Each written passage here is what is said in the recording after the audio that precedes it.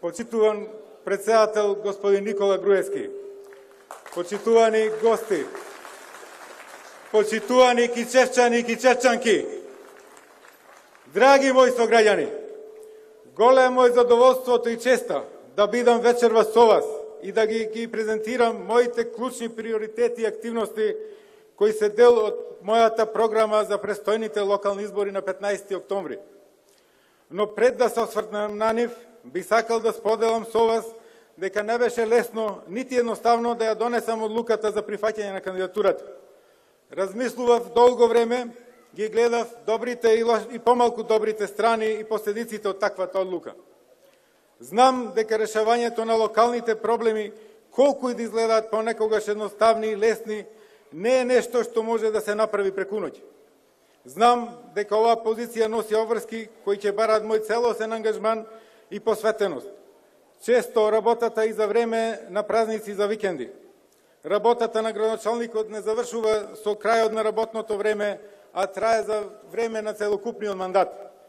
Знам дека изборот за градоначалник ќе ми го ограничи времето кое треба да го посветам на моето семејство, моите роднини и пријатели. Но од друга страна, како жител на оваа општина, кој целиот свој живот во најголема мера го посветил, го поминал во овој град, по овие улици, населени места, многу добро ги знам секојдневните проблеми и прашања кои не мачат, било да станува збор за асфалтирање улица или изградба на парк, или обезбедување топли училници за нашите деца. И кога ќе размислам подобро, гледам дека се што ми е важно во животот ме врзува со овој град. Од тинеџерските денови па се до денес. Тука ми е домот, семејството, најсветите работи за кои вреди да се бориш и жртвуваш. Овие беа најважните причини зашто одлучив да влезам во трката за татко на општината. Затоа и денес се обврзувам дека како градоначалник на Кичево ќе се грижам и ќе ги имам предвид интересите и потребите на сите жители подеднако без разлика на нивната партиска или етничка припадност. Со изградбата на автопатот Кичево-Охрид, значително се зголеми фреквенцијата на домашни и странски туристи, но колку ќе го привлечеме нивното внимание да кршнат од патот, да го дојдат во нашата општина, тоа зависи од нас. Зависи од тоа колку имаме знаење и желба да ги стакнеме природните и културните знаменитости во Кичево, кои навистина ги имаме во изобилство. Секако, сето ова ќе биде добар поттик за развој на локалната економија.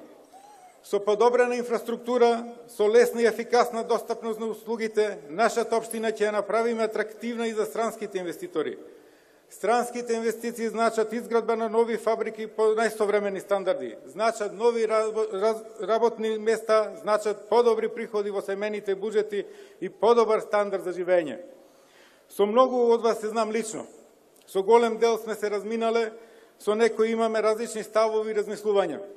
Но сите, заедничко за сите нас, она што не поврзува е љубовта и посветеноста и љубовта кон нашата општина. Затоа на 15 октомври, која ќе ја носите одлуката за кого ќе гласате, вашиот избор не треба да биде определен од вашата партиска, етничка или друга определба.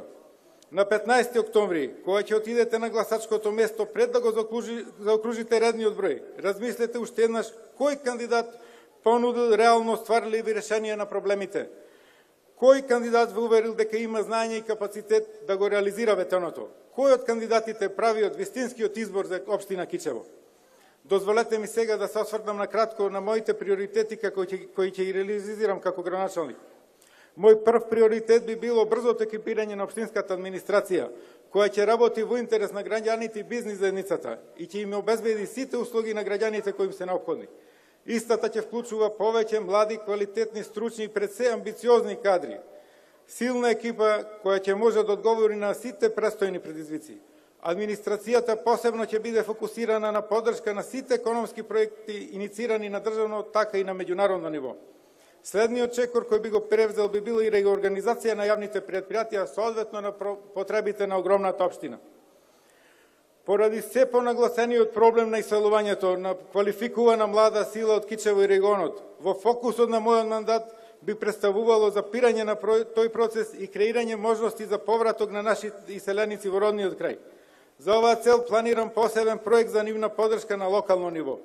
Оваа поддршка би се одвивала во повеќе правци и тоа во правец на поддршка на млади изградени кадри со високо образование кои може да творат во Кичево, а има недостиг од почетни обртни средства и простор.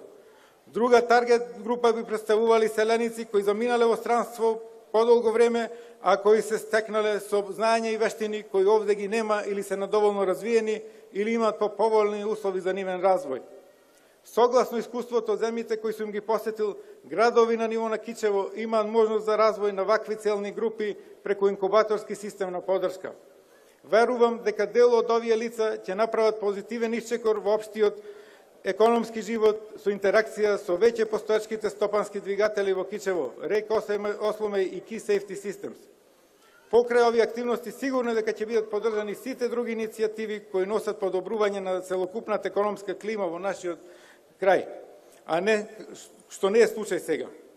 Образованието во Кичево има ендемски проблеми, кои иако влечат корени од поодамна најсилно се изразени во сегашниот период. Како што ви е познато, последните 4 години при секоја грејна сезона најизразен проблем е проблемот со грејење на училиштата. Овој проблем би се надминал со рационализација на трошоците за овие намени, односно решавање на грејањето со премин од нафта во цврсто гориво, односно пелети.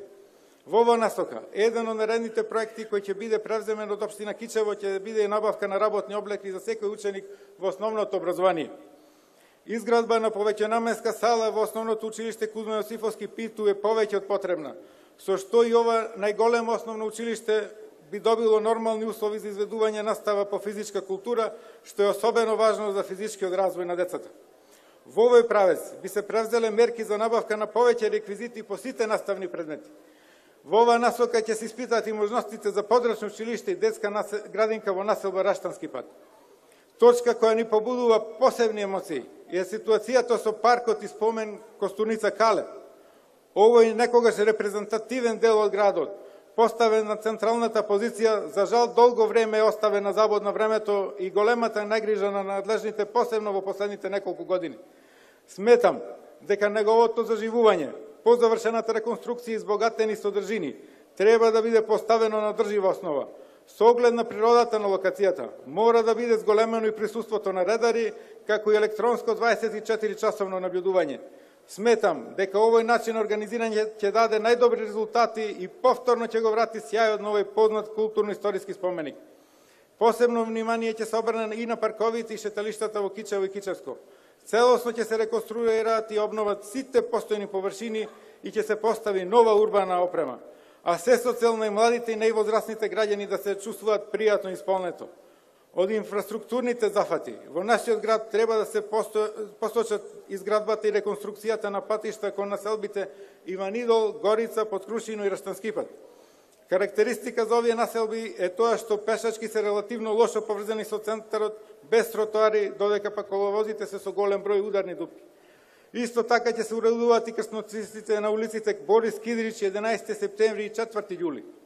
Останати проекти во патната инфраструктура ќе бидат од пат од село Брзани до село Јудово во должина 300 метри, од магистралниот пат Кичево Охрид до село Горно Добранец во должина 4 км, од село Манастирско Доленци до село Србјани во должина 3,5 км, улица во село Козица должина 250 метри, дел од пат од село Србјани до место Горица во должина 1 км, дел од пат од село Пополжени во должина 1 км, во друго во улиците 8 септември, Синадин Николовски Бомбашот и Јордан Пиперката.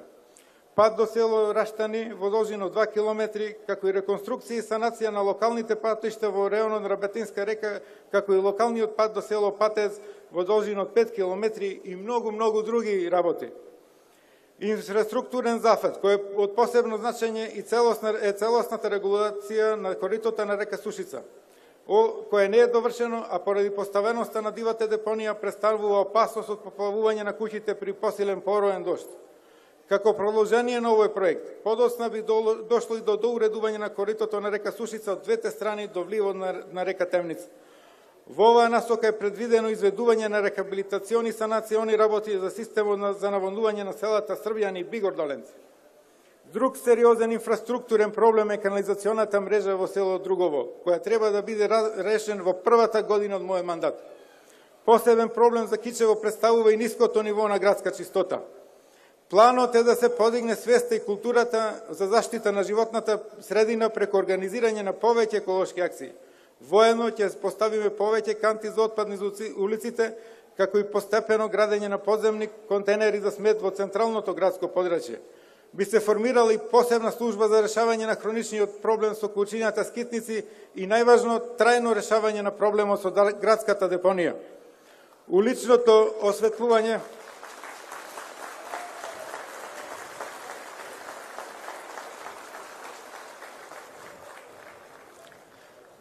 Уличното осветлување во нашата општина не е на потребното ниво.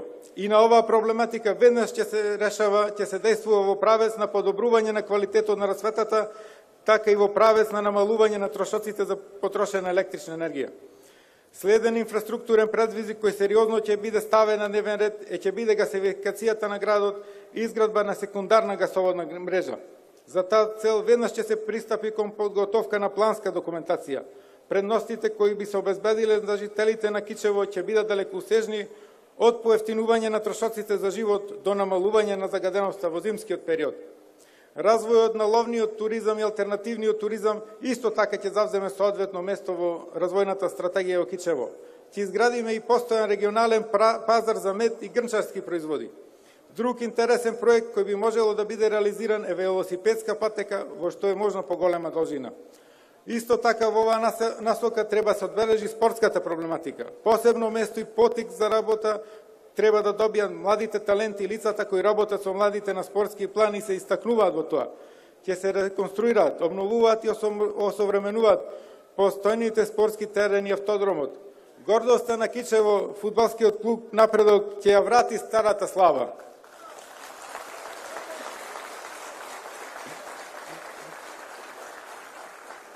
Ќе ги изградиме и следните спортски други содржини.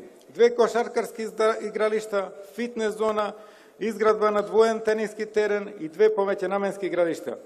Ова се само дел од проектите кои планирам да ги реализирам за време на мојот мандат, но тоа не значи дека нема да има и други. Секогаш ќе бидам отворен за нови конструктивни предлози кои што ќе со заеднички сили ќе можеме повеќе и подобро да ги реализираме. Драги мои сограѓани, на 15 октомври изборот е јасен.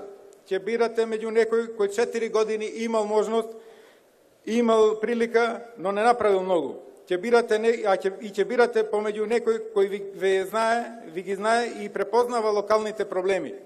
Некој кој ви нуди реални остварливи решенија.